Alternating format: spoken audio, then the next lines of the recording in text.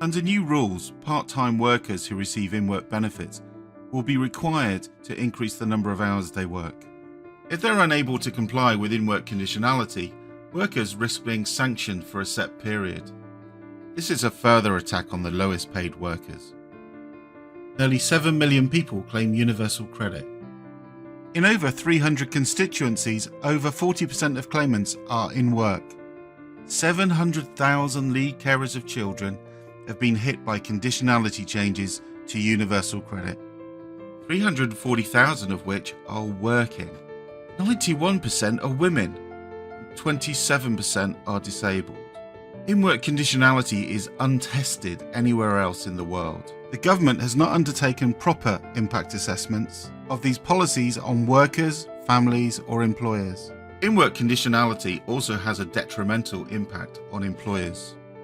Now, what we'd like to do is have every employee on full-time salaried contracts. That isn't workable in business sometimes. You just can't afford to pay people when you haven't got the work coming in. You're either going to give them a full-time job or you're not. You've got to employ them, you've got the cost of training them, and then they have to go off and look for another job because you're not pushing them up to the 18 hours that are required, or as it's going to be in the future, potentially 35 hours. Speaking to employers about universal credit and related employment policy, part of which we asked them about their views around in-work conditionality. A lot of the employers were quite concerned about the policy. Firstly, they didn't really know about the policies. If we speak to businesses, we know that there's a lot of flexible work that happens, so often people will be employed on a part-time basis but be expected to flex up. So if conditionality rolls out, our employers were quite concerned that their flexibility would be reduced.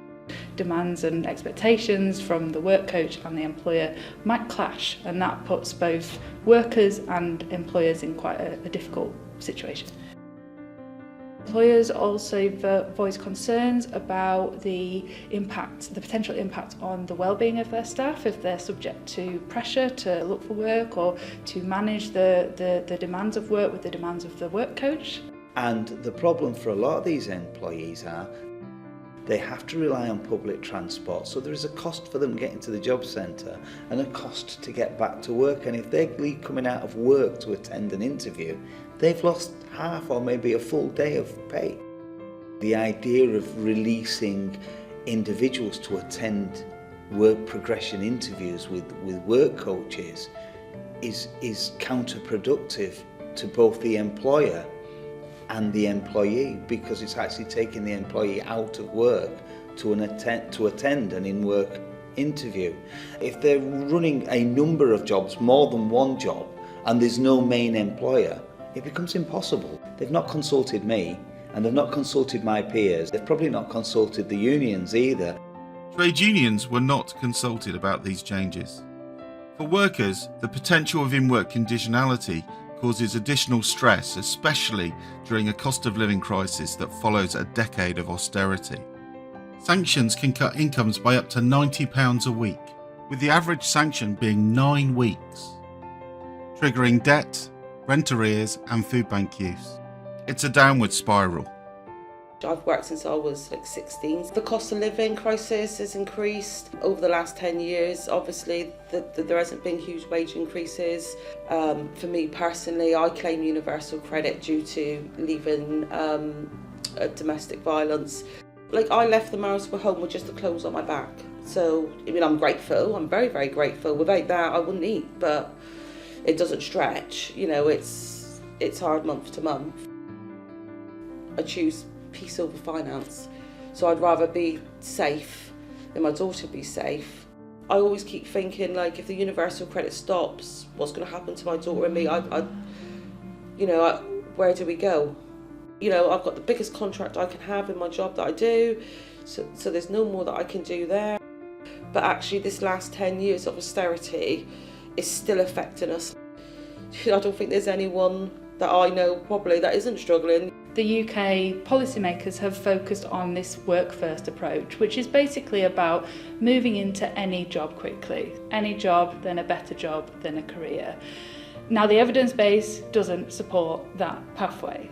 The approach that the UK is taking is an internationally unprecedented one, which really underlies the fact that it's really important that we are quite open and transparent about the new parameters that are being put in place. The fundamental driver of low paid work, poor progression in the labour market does not lie with individuals and what they are doing in work. The DWP's own evidence has shown that increasing in-work conditionality has minimal impact on earnings. It's time to rethink how people are supported to progress in work. In terms of the in-work conditionality, it horrifies me, and I'm afraid it hasn't been fully thought through. The idea that you encourage people to apply for job after job after job, that costs us money, it costs us resources. We're a small business. I haven't got time to go through 50 CVs. I want the job centre to find the right person that fits the bill, who has the capabilities and can apply for the job. And I can then make sure that we take on the people that really are suitable for what we're offering.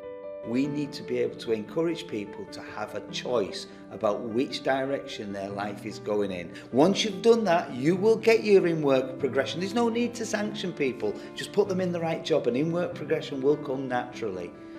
It needs a complete rethink. Say no to in-work conditionality. End it now.